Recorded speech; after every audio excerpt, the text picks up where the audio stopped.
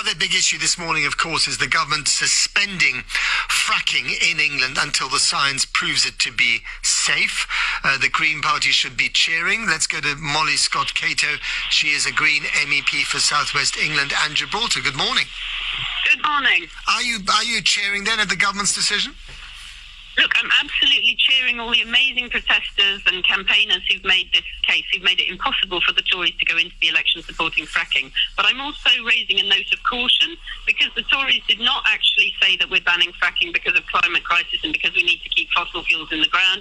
They've only said it's a moratorium until the science says it's safe, and that's based on size and captivity. And also, of course, we need a ban for life, not just for Christmas, and we're a little bit worried that what the Tories will do is reverse this policy once the election's over. So do you think they've done this for cynical electoral reasons?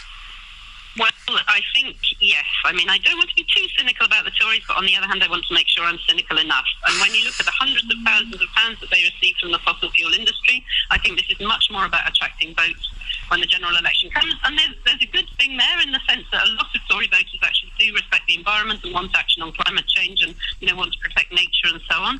But whether or not we can trust the Tories to do that, I think, is another matter, and we'd be very sceptical about that. Well, they did say that if the science were to decree that this is safe, then fracking would be back on the cards again. So it is up to the scientists in the end, isn't it? And you would respect the science as well.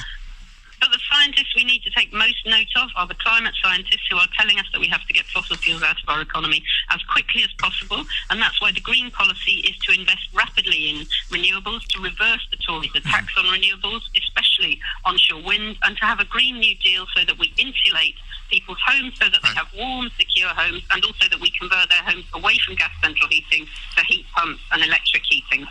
Right. Molly Scott Cato, MEP for South West, for the South West and indeed for Gibraltar. Thank you very much for coming on.